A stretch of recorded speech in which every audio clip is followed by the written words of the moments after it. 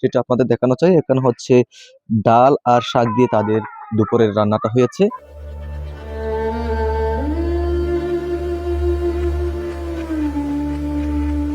৫৫ বছর বয়সী রুকিয়া বেগম। স্বামীহারা এই নারী তার একমাত্র মেয়েকে নিয়ে বেঁচে থাকার কঠিন সংগ্রাম চালিয়ে যাচ্ছেন। নেই কোনো ছেলে সন্তান, নেই পরিবারের উপার্জনক্ষম কেউ। প্রতিদিন তাদের কাছে নতুন যুদ্ধ। সরেজমিনে গিয়ে দেখা যায় দুপুরের খাবার বলতে শুধু ডাল আর শাক। সেই খাবারের একটি অংশ আবার রাতের জন্য তুলে রাখতে হয়, কারণ পরবর্তী বেলার খাবার কোথা থেকে আসবে তার কোনো নিশ্চয়তা নেই। অনেকদিন একবেলা খেয়েও কাটতে হয় পুরো দিন। আজকে দুপুরের রান্না, তাদের যে রান্না হয়েছে সেটা আপনাদের দেখানো চাই। এখানে হচ্ছে ডাল আর শাক দিয়ে তাদের দুপুরের রান্নাটা হয়েছে এবং তারা এগুলা দিকে আজকে দুপুরের ভাত খেয়েছে। রুকিয়া বেগম জানান, স্বামীর মৃত্যুর পর থেকে সংসারের পুরো দায়িত্ব এসে পড়ে তার কাঁধে। অন্যের বাড়িতে কাজ করে, কখনো কৃষি জমিতে শ্রম দিয়ে, কখনো নিজের লাগানো শাকসবজি বিক্রি করে কোনো মতো টিকিয়ে রেখেছেন সংসারের চাকা। না রুকিয়া বেগম মানে আর ও বিড়ের তো নাকি দাঁড়ে 810 বছরের জামাই নাই দে, ফুয়া নাই দে, আর বাইয়ের হাসে থাকতে দে থাকতে দি আই দুগ্ধান্দা করি, মানুষের হাজ করি বা তোর হাজ করতে হলি গর্গি তো কেতি খোলা গর্গি দুগ্ধান্দা করি হাই মাঝি দোনোজনে দুগ্ধ গড়ি হাই দি। সবচেয়ে বড় কষ্টের কথা বলতে গিয়ে কান্নায় ভেঙে পড়েন রুকিয়া। তার মেয়ের বয়স 30 বছর পেরিয়ে গেছে, কিন্তু অভাবের কারণে এখনো বিয়ের ব্যবস্থা করতে পারেননি। একজন মায়ের বুকের ভেতর জমে থাকায় এই আক্ষেপ যেন বাসায় প্রকাশ করার মতো নয়।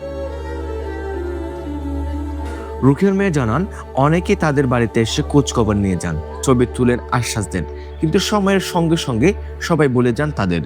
বর্ষাকালে বৃষ্টির পানি ঢুকে পড়ে ঘরে, কখনো পানির উপর বেশি কাটতে হয় না। মানে তারা আরারে কিছু ন দেয়, মানে তারা তারপরে হদে মানে কান হন মিকি সাইজো হনকে এখন তোর বান্ধি ফাঁদিটা মানে আরো তো পার্শ্ববর্তী মানুষ হতে হতে মানে আরা খুশি হইম তোমারা তাকে চাইলে হাই চাইলি তোমারা তো বেশি কষ্ট হয় হন মানে আশেপাশে মানুষ হতো খুশি হইব, আরো নিজ মানে দোয়া করতো আরো খুশি হইম। প্রশ্ন থেকে যায়, সমাজে এত বিত্তবান মানুষ, এত মানবিক সংগঠন, এত জনপ্রতিনিধি থাকার পরেও কেন একটি পরিবার আজও মাথা গোজা আর নিরাপত্তায় পায় না?